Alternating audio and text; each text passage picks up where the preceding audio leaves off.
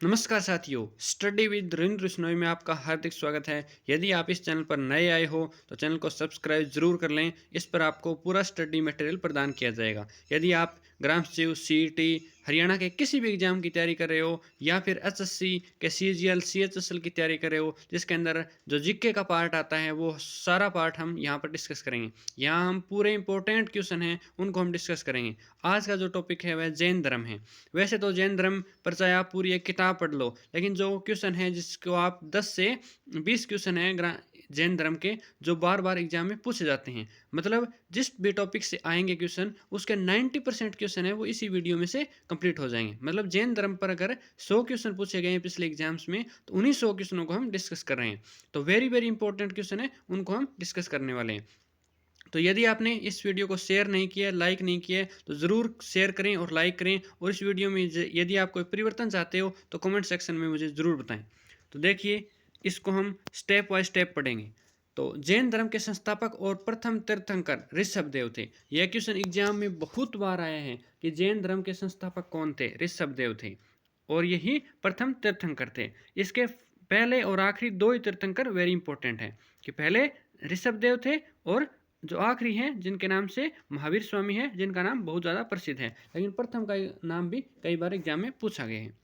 आगे देखिए, जैन धर्म के 23वें तीर्थंकर पार्श्वदेव थे। ये वेर इतने इंपॉर्टेंट नहीं है, लेकिन कभी कभी इसका नाम भी एग्जाम में पूछा गया है कि पार्श्वदेव कौन से नंबर के थे। तो 23वें तीर्थंकर पार्श्वदेव थे, लेकिन इनके बारे में हमें और कोई ज़्यादा स्टडी नहीं करनी, बस नाम ही ध्यान रखने पहले और 23वें के, बाकी के नाम भी नहीं ध्यान रखने।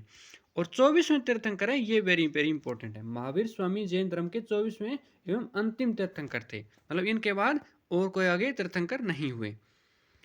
आगे देखिए, जैन धर्म का वास्तविक प्रचार 6वीं शताब्दी ईसा पूर्व देखने को मिलता है। मतलब 6ठी शताब्दी ईसा पूर्व है। मतलब जीरो से पहले 6 शताब्दी, मतलब जीरो को हम अगर माने तो उससे भी 600 साल पहले इनका प्रचार प्रसार हुआ था। 6ठी शताब्दी थी। महावीर स्वामी का जन्म 540 ईसा पूर्व बिहार के कुंडल ग्राम में हुआ था। इनके पिता का नाम सिद्धार्थ और इनके माता का नाम त्रिशला था। ये नाम भी आप वेरी वेरी इंपॉर्टेंट में ध्यान रखिए। इनका माता का और इनके पिता का दोनों नाम है सिद्धार्थ और त्रिशला, इनको भी आप ध्यान रखिए। और इनका जन्म कहाँ था? कुंडल ग्राम में। ये भी एग्जाम में पूछा गया क्वेश्चन है। और 540 ईसा पूर्व में हुआ था। महावीर के बचपन का नाम वर्धमान था। ये भी वेरी इंपॉर्टेंट क्वेश्चन है कि महावीर के बचपन का नाम वर्धमान था। जब महावीर 30 वर्ष के हुए तब इनके माता पिता की मृत्यु हो गई और इनके बाद महावीर ने अपने बड़े भाई नंदीवर्धन से अनुमति लेकर संन्यास ग्रहण कर लिया। तो ये भी आप एग्जाम के लिए इंपॉर्टेंट रखिए कि इन्होंने संन्यास कब ग्रहण किया। इन्होंने 30 वर्ष की उम्र में संन्यास ग्रहण किया, जब इनके माता पिता की मृत्यु हो गई, तो तब ये संन्यास की ओर चल पड़े। आगे देखिए, पहले इन्होंने एक वस्त्र धारण किया, फिर 13 माह बाद इन्होंने वस्त्रों का त्याग कर दिया और नग्न अवस्था में रहने लगे। मतलब इसका मतलब ये है कि जब वो एक वस्त्र धारण करके गए तो 13 महीनों में वो वस्त्र शायद फट गया होगा, उसके बाद वो नग्न अवस्था में रहने लगे। मतलब इनका भक्ति में इतना ध्यान था कि वस्त्रों और अपने शरीर का भी इन्होंने कोई ख्याल नहीं रखा और भक्ति में पूरी तरह लीन हो गए। मतलब वो अपनी तपस्या में तल्लीन थे, इसलिए 13 माह बाद इन्होंने नग्न अवस्था में भी भक्ति की। तो आप स्टडी विद रविंद्र बिश्नोई को सब्सक्राइब जरूर कर लें। आगे है कि 12 वर्षों की कठिन तपस्या के बाद महावीर को ने एक ऋजुपालिका नदी के तट पर स्थित साल वृक्ष के नीचे ज्ञान प्राप्त हुआ। तो ये भी नदी का नाम भी आप ध्यान रखिए, किस नदी के तट पर? ऋजुपालिका नदी के तट पर 12 वर्षों की कठिन परिश्रम के बाद, मतलब 12 वर्षों तक इन्होंने कठिन तपस्या की कि भगवान की भक्ति में, और तब इन्होंने ऋजुपालिका नदी के तट पर एक साल के वृक्ष के नीचे ज्ञान की प्राप्ति हुई। इसी समय के पश्चात महावीर को जिन यानी विजेता, हर्त यानी पूज्य, निर्ग्रंथ यानी बंधनहीन ये कहा जाने लगा। और इन तीनों के जो मीनिंग है ये बहुत बार एग्जाम में पूछे गए। जिन का मतलब क्या है? विजेता। हर्त का मतलब क्या है? पूज्य। निर्ग्रंथ, निर्ग्रंथ का मतलब बंधनहीन। मतलब ये तीनों टर्म है, ये वेरी वेरी इंपॉर्टेंट है। आगे देखिए, जिन के आधार पर महावीर के अनुयायी जैन कहलाए और महावीर ने द्वारा चलाया गया धर्म जैन धर्म का कहलाए। मतलब जिन का मतलब विजेता है और उसी जिन के कारण ये जैन कहलाए और फिर जैन धर्म महावीर के द्वारा चलाया गया जैन धर्म। मतलब इसके 24 तीर्थंकर हुए, लेकिन जो लास्ट थे, मतलब जो 24वें तीर्थंकर थे, इन्होंने ही धर्म चलाया। पहले जो 1 से लेकर 23 तक थे, इन्होंने कोई धर्म नहीं चलाया। मतलब 24वें तीर्थंकर इन्होंने धर्म चलाया, जैन धर्म। आगे देखिए, इसके बाद महावीर ने अपना प्रथम उपदेश राजगृह में पाली भाषा में दिया। Very very important. इन्होंने अपना जो उपदेश है वह किस भाषा में दिया, पाली या प्राकृत? बहुत कंफ्यूजन करे कोई एग्जाम में, तो आपको विशेष तौर से ध्यान रखना है कि महावीर ने अपना जो उपदेश है वह राजगृह में पाली भाषा में दिया। चाहे इस वीडियो में कोई ध्यान रखो या न रखो, लेकिन इस पॉइंट को आप विशेष तौर से ध्यान रखना कि पाली भाषा में इन्होंने अपना पहला उपदेश दिया था।